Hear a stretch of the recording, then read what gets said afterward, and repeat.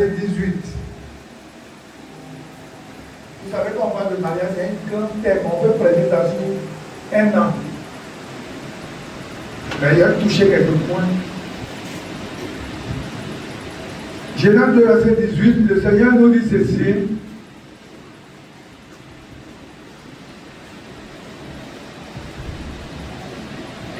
L'Éternel Dieu dit, il n'est pas bon que l'homme soit seul. Je lui ferai inassemblable à lui. Seigneur, bénis ta parole. Donne-nous l'intelligence de la compréhension. Fais tomber les écailles de nos yeux. Avec ton nom seul soit. Je m'entends la présentation du bébé. Est-ce que tu vas arrêter là? Je pense qu'il est bon pour l'homme de ne point toucher de femme. Toutefois, pour éviter l'impudicité, que chacun ait sa femme et que chaque femme aussi ait son mari.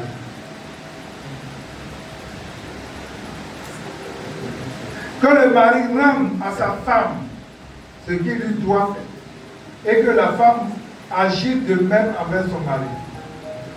La femme n'a pas autorité sur son propre corps, mais c'est le mari. Et pareillement, le mari n'a pas autorité sur son propre corps, mais c'est la femme. Ne vous privez point l'un de l'autre si ce n'est un commun accord pour un temps, afin de vaquer à la prière. Puis, retournons ensemble de peur que Satan ne vous tente pour avoir incontinence. J'ai dit cela par condescendance. Je n'en fais pas un ordre. Je voudrais que tous les hommes fussent comme moi. C'est pas qu'il parle. Il dit, je veux que tous les hommes fussent comme moi. Mais chacun tient un don particulier. L'un d'une manière, l'autre de l'autre. À ceux qui sont mariés et aux veuves,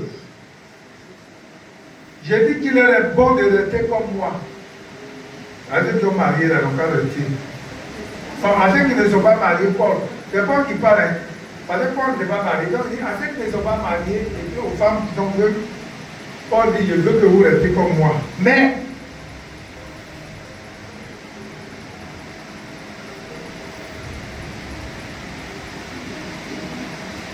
j'ai dit qu'il est bon de rester comme moi. Mais, s'il manque de continence, qu'il se marie.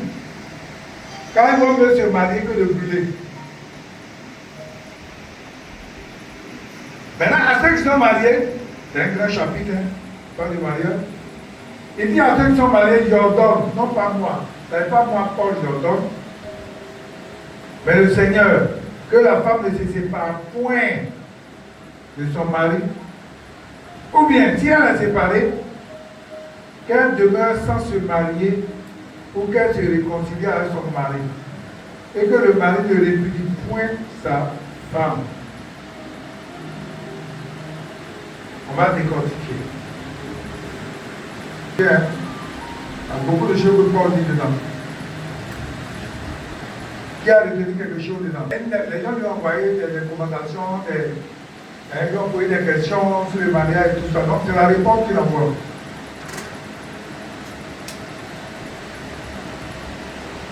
Donc il dit qu'il est bon pour l'homme de ne pas toucher les femmes. Mais, si tu vois que tu ne veux pas rester sans toucher les femmes, qu'est-ce qu'on fait?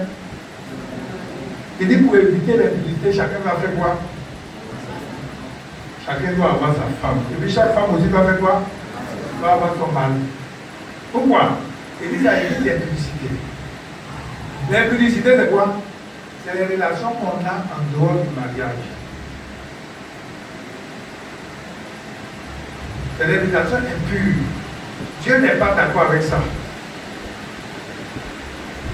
Donc Paul dit pour éviter ça là, il veut que chacun ait sa femme et que chaque femme aussi ait son mari.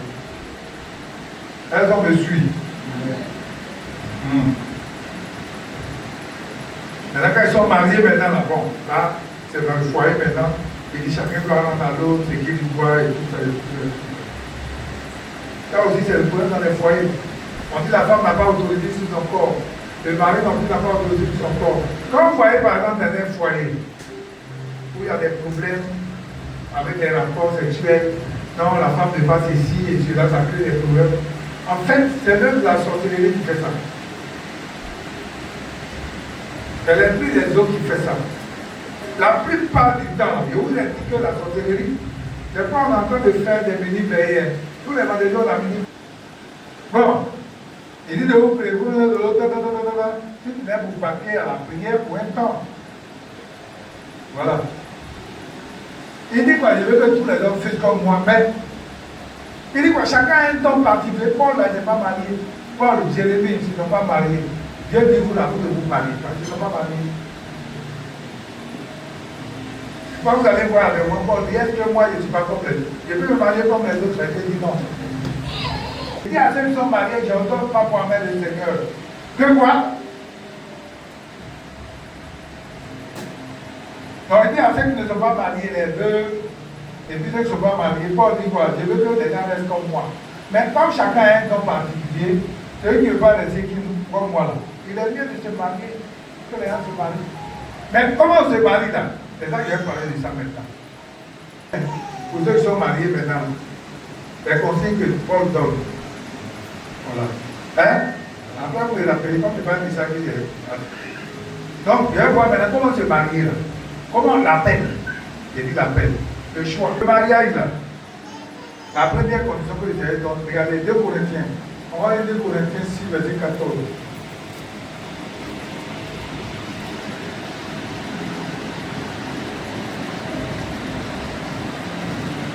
Pas avec les infidèles sous un joug étranger, car quel rapport y a-t-il entre justice et iniquité, ou qu'il y a de commun entre la lumière et l'air?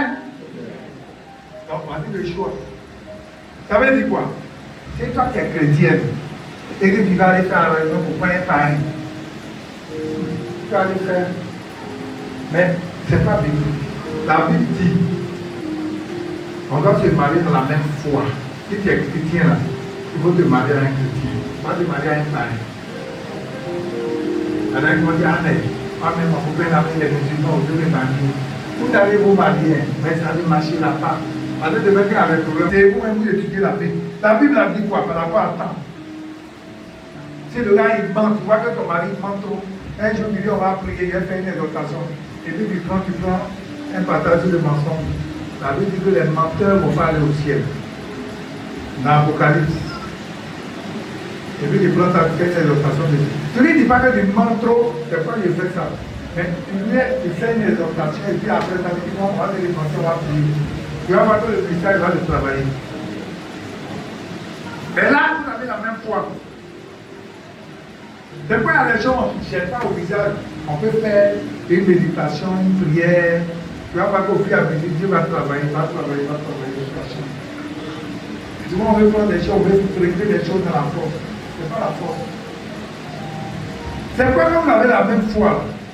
Ça passe. Donc, voici comment on fait le choix de ça qui est là. On ne fait pas arrangement par un, ou deux après. Si le gars est converti après, c'est bon. Mais si tu allais prendre quelqu'un, parce que souvent, il y a des parents, quand il t'a rencontré, il veut de toi, il va dire, attends, venir à l'église. Il va venir, il va faire semblant de venir pour montrer aux gens qu'il est chrétien. Par exemple, il veut la femme de Dieu. Et quand il a une femme, il a tout. Il dit, oh mon cher, tu l'as fait, alléluia, alléluia, avant que toi. Après, il dit, il voulait, c'est toi, il voulait, il a une femme dans le venir. Maintenant, tu vas t'asseoir, il enlève la tête de Jésus. Tu vas voir des millions qui en bas. C'est bien ça. C'est pas quand on dit aux gens, on parle aux gens, les gens ne veulent pas comprendre. La conversion, là, elle est réelle. Vous devez vous marier, vous pouvez choisir des femmes à l'église, des femmes converties, pour vous marier. Quand il y a des situations, on règle plus facilement. Et puis le choix, là, c'est pas dans l'arrangement. C'est quand on est dans le monde, on fait arrangement. Maintenant, là, on fait plus quelque chose d'arrangement. Si tu as besoin de quelqu'un, tu pries, Seigneur, vraiment, je veux me marier. Je veux me marier avec une femme comme ça. J'écris au Seigneur. J'écris au Seigneur de demander peut-être une soeur, ou un frère dans l'église. Mais tu pries, tu dis, ah Seigneur, vraiment, tu veux que me montre là, vraiment, je veux que tu me montres des choses plus claires, que tu là, et tout ça, ça peut être par conviction, par ceci, par cela, et tout ça. Et puis en fonction de ce que le Seigneur te dit, vous voyez que le Seigneur, quand Corneille a prié, Corneille avait prié, puis il a prié. La Bible dit que Dieu envoie des gens, Corneille, vous dit, envoyer des gens chez Pierre à Jopé. Quand Corneille envoie des gens chez Pierre, là, Pierre était aussi là-bas, il était en train de prier. Dieu lui montre une nappe. Il descend du ciel, avec les quadrupèdes, avec tous les animaux du ciel. Il dit, tu es mange, tu es mange. Pierre dit, mais c'est des animaux souhaits, comment Dieu lui demande? Le Seigneur dit, comment il déclaré pur. On va voir ça comme ça. En son temps-là, au moment où cette histoire se passait, ça dit que Corneille était un parentin romain. Donc tous ceux qui étaient dans sa maison, ils n'avaient pas droit à la grâce de Dieu. C'est pourquoi Dieu lui montre les animaux du ciel. Le Seigneur dit, tu et mange. Comment il est déclaré pur. Corneille arrive chez Pierre. Non, Pierre arrive chez Corneille. Pendant qu'il avait donné des notations, le Saint-Esprit descend sur les gens. Aïe, Pierre même est tombé. Il dit, mais le Saint-Esprit là, c'est pas pour les gentils, c'est pas pour les païens. C'est pour la race, hein, les brebis perdues d'Israël. C'est pour ça que Jésus est venu. Il n'est pas venu pour tout le monde. Donc, Pierre même se dit, des gens qui ont reçu le baptême du Saint-Esprit là, est-ce qu'on peut les refuser le baptême d'eau? Non. Voilà comment Corneille et sa maison sont baptisés. Les premiers païens à être convertis. Donc vous voyez que pendant que Dieu se révèle à Corneille, le même Dieu se révèle à Pierre. Le mariage là, c'est comme ça. Quand Dieu vous a mis ensemble là, vous allez voir qu'il y a une correction. Mais quand c'est comme ça qu'on veut faire des arrangements, on peut faire des arrangements, hein. Mais un matin d'arrangement à nous rattraper.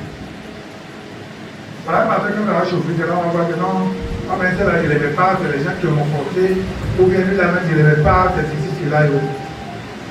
Est-ce qu'on me suit? C'est pourquoi le mariage, c'est pas un homme de Dieu qui choisit un mariage. C'est quand les gens disent se marient là, et puis l'homme de Dieu les accompagne. Maintenant, quand on doit se marier, une fois on est fiancé, on s'est vu, ou bien on a fait toutes les démarches et tout ceci, cela. Maintenant, on ne s'arrête pas là et puis on va accoucher ensemble. Non, c'est pas comme ça. Maintenant, qu'est-ce qu'il faut faire? Il faut qu'on fasse des démarches au niveau de l'église pour que les parents là, on puisse faire ce qu'on a fait, on a fait la dot. D'abord, on dit qu'on va préparer ce printemps à la famille. Mais sinon, c'est qui est recommandé là? Il faut aller devant les autorités familiales. Les autorités coutumières. On va aller faire ce qu'on appelle la dot. On va aller voir les parents pour dire, ah, on fille là, on veut la marier. Et puis les parents aussi demandent quelque chose, hein, des petits cadeaux qu'on va donner. On a vu l'histoire de Rebecca. Quand on devait marier Rebecca, la Bible ne précise pas. Aujourd'hui, c'est vrai, les parents exagèrent.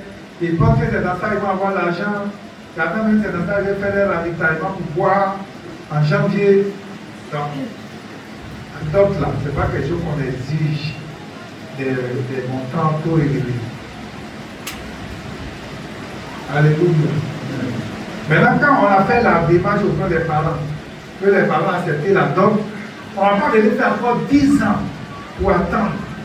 Pour dire, après, on va faire 10 ans avant d'aller à la mairie. Non. Moi, je vais vous dire une chose, ce n'est pas pour vous faire peur. Mais selon que la Bible dit, moi, je ne sais pas si les gens étant dans son concubinage, si c'est une position pour les Seigneur à créer, je ne pense pas. Mais c'est pourquoi il est important de faire les démarches et puis réguler la situation rapidement.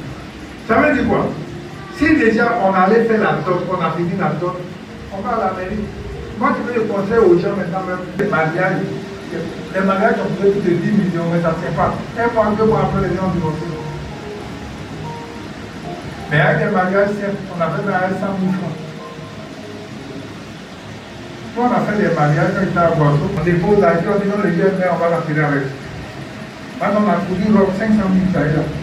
Mais pour ne faut pas que ce mariage n'a rien compris. Pendant 500 000 là, on peut faire une activité commerciale avec. Vous voyez, mon conteneur, vous allez voir qu'on parle de la femme vertueuse. C'est la femme qui se lève tôt le matin. Comme maman peut dire. Il n'y a pas les femmes qui, quand elle va se lever le matin. Le ménage là, il y a un truc qui va passer à 8 h, non? Parce que quand elle s'est levée à 8 heures, elle va dire être obligeante. C'est l'enfant qui va aller à l'école. Non, non, c'est pas mon affaire. La servante n'a qu'à.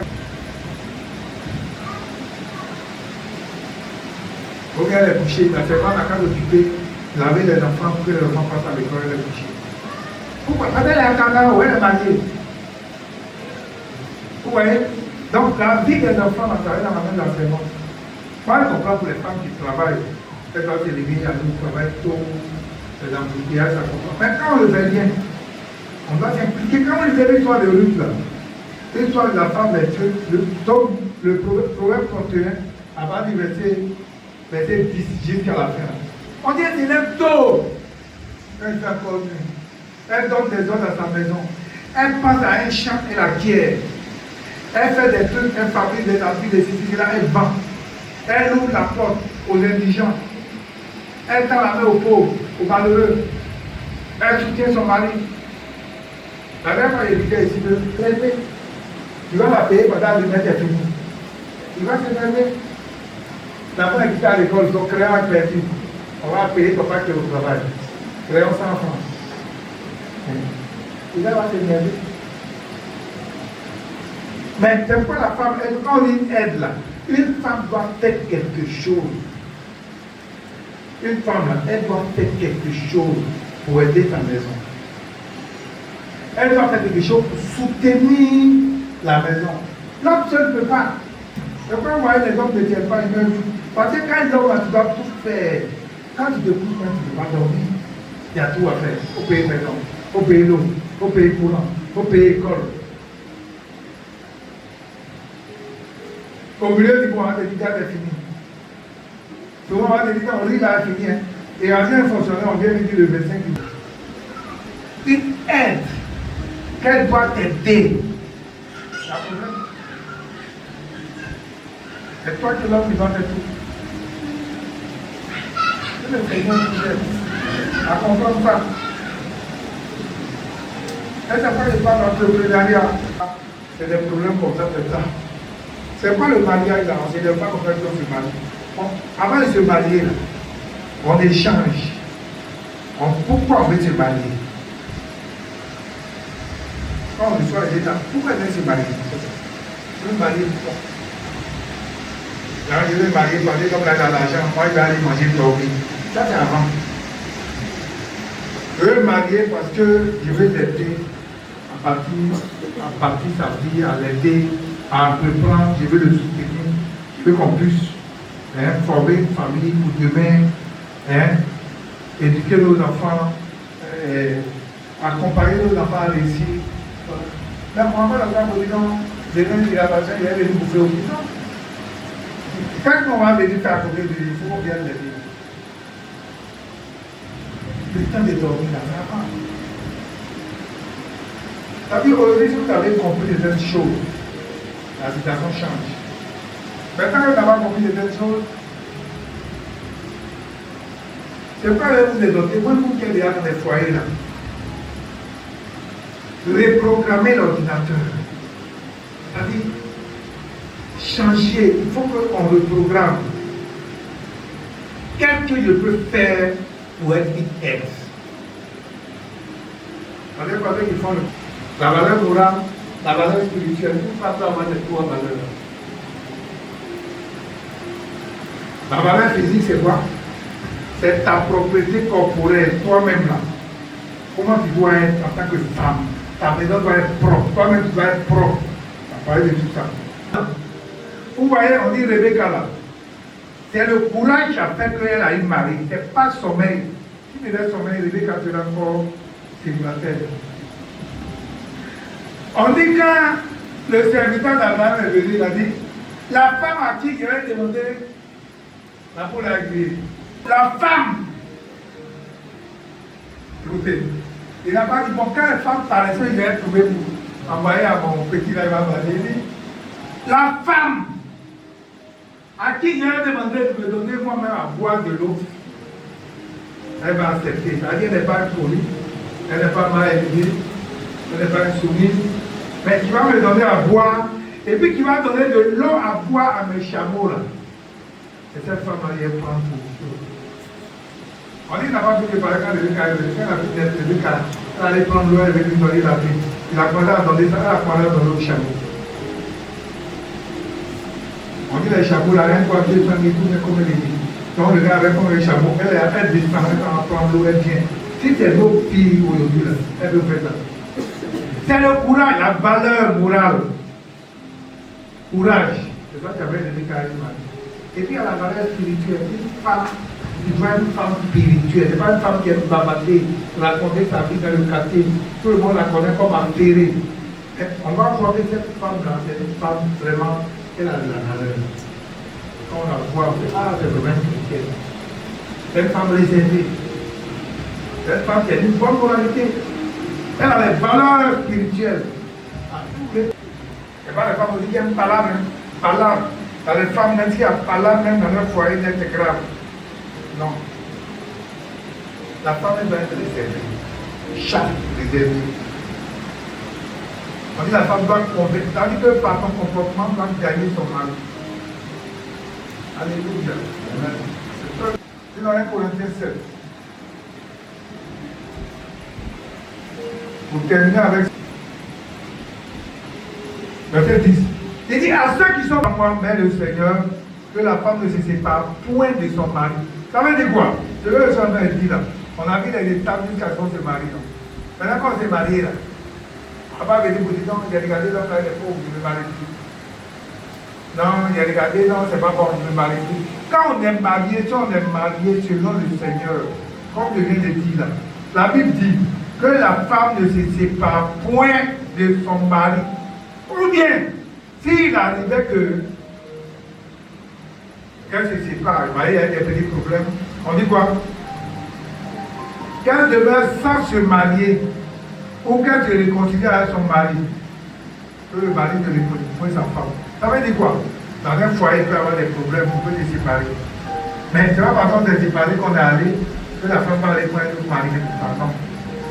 On dit les deux doivent se réconcilier. Ça, c'est le ministère de réconciliation. 2 Corinthiens 5, verset 18. Alléluia. Vous savez, le mariage, là, il y a trop de choses qui rentrent en ligne. Quand on se marie, un homme et une femme ici, il ne va pas te croiser les mains pour nous regarder. C'est quoi les gens qui sont mariés bien matin, ça ne va pas, je ne sais pas. Parce que les attaques vont se multiplier, se multiplier, se multiplier, se multiplier. Mais quand vous levez aussi dans le combat, c'est pas. Il y a un livre là, une dame qui a écrit un livre, on dit quoi? La prière de quoi? De nous dans ta maison. En foyer en paix. Mais une femme n'a pas compris ça. Quand elle est dans les yéyés, elle est dans l'affairage, son foyer a problème. Et une femme, quand tu es mariée, tant que tu n'es pas à l'écoute de ton mari, ça ne marchera pas. S'il n'y a pas ton mari que tu vas écouter, et que tu vas écouter les gens de dehors, c'est qu'ils vont te donner conseil, c'est qu'ils vont te dire fais ça, fais ça, fais ça. Mais ce n'est pas les gens qui sont de dehors qui sont allés te doter. Ce n'est pas eux qui sont allés payer ta dot. Ça ne marchera pas. C'est quoi que vous qui voulez vous marier là? Réfléchissez bien. Par exemple, tu es venir dans un foyer, et puis tu as les gens qui sont dehors, qui vont te donner conseil que tu vas écouter, ça ne marchera pas. Parce que quand on va te dire qu'ils n'aiment pas telle chose, et que tu dis c'est telle chose que tu vas faire, vous n'allez pas vous attendre. À un moment donné, tu vas voir qu'il est assis, et puis tout ce que tu fais, tu plus de toi. Parce qu'il t'a fait une remarque, il ne veut pas voir la chose changer. Mais une fois qu'il change la chose, tu vas voir que la situation là va te descendre, et puis les choses vont aller là-bas. Donc, il le dit, 1 Corinthiens, pour terminer, 1 Corinthiens 7, verset 39, ça c'est Paul aussi qui écrit aussi. Paul dit, la femme est liée aussi longtemps que son mari est vivant. Mais si le mari meurt, elle est libre de se remarier à qui elle veut, seulement que ce soit dans le Seigneur. C'est pareil, si c'est l'homme qui est marié, donc qui décède premier, la femme peut se remarier. Si c'est la femme qui décède, l'homme peut se remarier. Mais seulement, le Seigneur dit que ce soit dans le Seigneur. Donc c'est pourquoi quand on est marié là, on ne divorce pas pour dire qu'il est divorcé. Le divorce fait partie de ce qu'on appelle la volonté permissive de Dieu. Dieu ne permet pas ça. Ça ne fait pas partie de la volonté parfaite de Dieu. Mais Dieu a dit à Abraham, d'ailleurs, on dit, mais plus à Moïse. Il dit, mais pourquoi Moïse a prêté une lettre de divorce? Quand il est Matthieu 19, quand les gens sont venus poser la question, on leur dit, il a dit au commencement, il n'en était pas ainsi. Mais c'est à cause de la dureté de votre cœur. Nos cœurs sont durs. Quand on nous demande pardon, on ne pas. Non, si nos cœurs ne sont pas durs, quand il y a quelque chose qu'on demande pardon, on laisse tomber et puis on avance. Que le Seigneur nous bénisse. Il nous donne de comprendre. Donc, ceux qui veulent se marier là, voici les détails.